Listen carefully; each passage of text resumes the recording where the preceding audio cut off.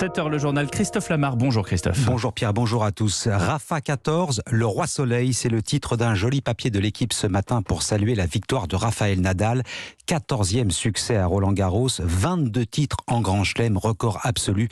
L'Espagnol a survolé à sa finale hier face à Casper Ruud, 3-7, moins de 2h30 de jeu. Et pourtant, on apprend que son pied gauche l'a terriblement fait souffrir pendant tout le tournoi, au point que l'on s'interroge pour la suite de sa carrière. Axel May.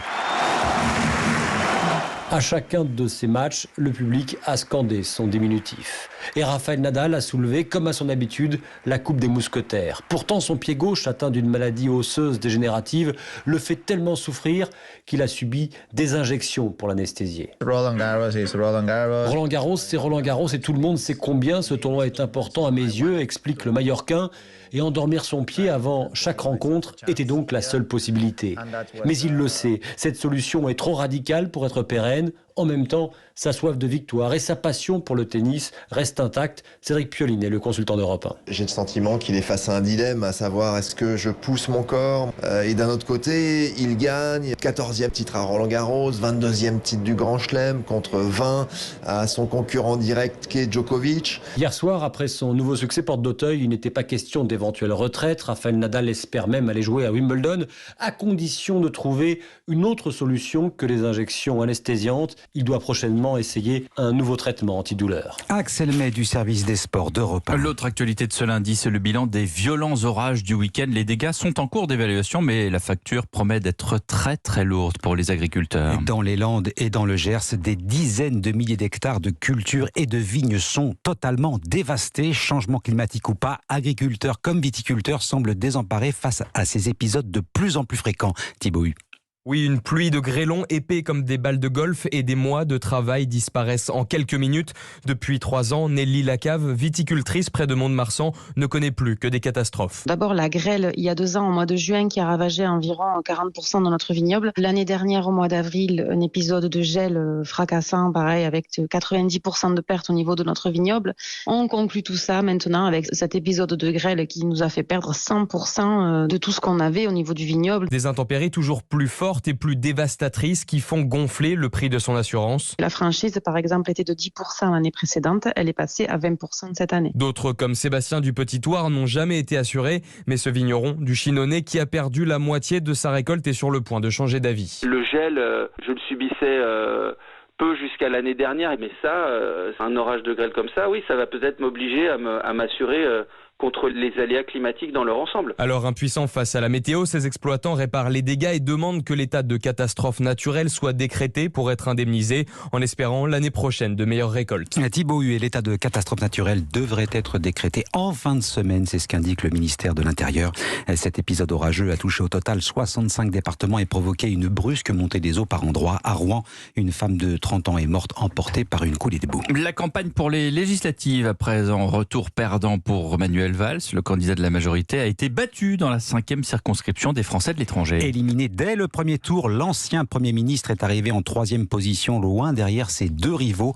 Je prends acte des résultats, dit Manuel Valls, qui se retire de la course et de Twitter, puisqu'il a également désactivé son compte. Manuel Valls, candidat officiel de la majorité battue, les ministres en exercice sont prévenus, c'est pas le moment de faiblir à 6 jours du premier tour du scrutin. La moitié du gouvernement d'Elisabeth Borne, dont la première ministre, se présente au suffrage des électeurs. La règle est simple, les battus cesseront d'être ministres dans la minute. La bataille s'annonce difficile pour au moins 6 d'entre eux, Arthur Delaborde. Oui, un proche d'Emmanuel Macron est notamment menacé. Un sondage IFOP pour le journal du dimanche donne Clément Beaune battu dans la 7e circonscription de Paris. Face au ministre délégué à l'Europe, la candidate insoumise, Catherine Mécari, virerait en tête au premier tour et l'emporterait de peu au second. La NUPES peut aussi espérer faire tomber 2 autres figures importantes de la Macronie. La ministre de la Transition écologique, Amélie de Montchalin, dans l'Essonne, et le patron du parti présidentiel et nouveau ministre de la fonction publique, Stanislas Guerini, à Paris. Mais c'est sans doute la secrétaire d'État à la mer, Justine Bénin, qui aura le plus de mal à conserver son poste. Elle est en lice en Guadeloupe, dans une circonscription où la France insoumise est clairement en position de force. Pour rester ministre de la Santé, Brigitte Bourguignon devrait elle batailler pour s'imposer face au Rassemblement national dans le Pas-de-Calais. Enfin fragilisé par des accusations de viol, l'ex-chef de file des députés Les Républicains, Damien Abad, n'est pas assuré de l'emporter dans le département de l'Ain. Le ministre des Solidarités affronte un candidat de son ancien parti déterminé à lui faire regretter d'avoir choisi de rejoindre le gouvernement. Arthur Delaborde du du service politique d'Europe 1. 7h05, direction la Chine à présent, où le régime poursuit son rêve de conquête spatiale. Décollage et arrimage réussi hier pour la mission Shenzhou 14. Ces 3 astronautes ont ensuite pris leur quartier dans le Palais Céleste. C'est le nom de cette station spatiale qui en dit long sur les ambitions de la Chine. Sébastien Le Belzic, correspondant d'Europe 1 à Pékin.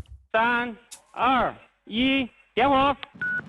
La fusée Longue Marche a quitté sans encombre son pas de tir en plein désert de Gobi. 7 heures plus tard, l'équipage composé de 3 astronautes, dont une femme, a pu rejoindre la station spatiale Tiangong, qui signifie en mandarin « palais céleste ». Pendant 6 mois, ils vont assembler les dernières pièces de ce mécano géant. Jia Shijin est l'un des concepteurs de cette station. Après l'amarrage, leur mission consiste à installer les modules des 2 laboratoires dans la station. Pendant leur séjour en orbite, ils devront mettre en place différents éléments et recevront plusieurs cargaisons. C'est une mission très lourde, certainement la plus importante jamais réalisée jusqu'ici. Pour la première fois, 2 équipages chinois se passeront le relais en orbite dans la station, une étape qui doit permettre à Tiangong d'être occupée en permanence, tout comme la station spatiale internationale, dont la Chine a été exclue par la NASA. Depuis, elle a tout misé sur ce programme ambitieux géré par l'armée et qui comprend notamment des missions vers Mars et vers Jupiter, mais aussi du tourisme spatial. À Pékin, Sébastien Le Belzic, Europe 1. Alors lui aussi est un peu plus près des étoiles chaque jour. Tom Cruise cartonne avec la suite de Top Gun. On rappelle que c'est un film européen. Top Gun Maverick réalise le meilleur démarrage de l'année en France. On devrait franchir la barre des 2 millions de spectateurs dans les jours qui viennent. Une aubaine pour les cinémas comme cette salle indépendante située à Paris dans le 16e arrondissement. Reportage Marie Giquel. La séance de 16h05. À la caisse du Majestic Passy, cette spectatrice hésite encore. Le monsieur me dit que c'est très bien Top Gun, alors je vais me laisser tenter. Celui qui l'a conseillé, c'est Diary, l'agent d'accueil. Des billets pour Top Gun, il en a vendu énormément, surtout lors des avant-premières. En effet, le film a réalisé le second meilleur démarrage en France depuis la crise sanitaire. C'est un film qui marche plutôt bien, ça attire du monde, c'était un film assez attendu. J'ai vraiment apprécié le film. J'adore Tom Cruise aussi, qui est un super acteur. Toutes les scènes avec ses avions, les loopings, etc. Bon, ça me donne envie d'aller le voir. Le rendez-vous avec Tom Cruise pris, popcorn sous le bras. On fait la salle et après la cabine. Direction la salle de cinéma avec Henrik, le projectionniste. Ils viennent le voir en VO. Ils attendent d'avoir un spectacle. C'est ça qui attire. Top Gun, c'est un monument. Charlotte, la directrice adjointe du Majestic Passy. Tout public, même étonnamment des très jeunes, des 6-7 ans qui viennent voir Top Gun en version originale sous-titrée français. C'est quand même très étonnant. Top Gun Maverick reste à l'affiche encore 2 semaines dans ce cinéma de plusieurs centaines de places. Giquel, et sachez que le film a déjà rapporté plus de 300 millions de dollars. C'est un carton absolu, y compris pour l'acteur. Je peux vous conseiller d'aller le voir, parce que c'est vraiment, ça vous prend aux tripes, ce Top Gun Maverick. Vous êtes allé voir ? Non, mais j'ai des amis qui sont allés le voir et qui m'ont conseillé effectivement d'aller le voir. Courez vite, dans un instant, l'édito international de Vincent Herouette et l'édito éco de Nicolas Bouzou. À tout de suite. Pierre Devine.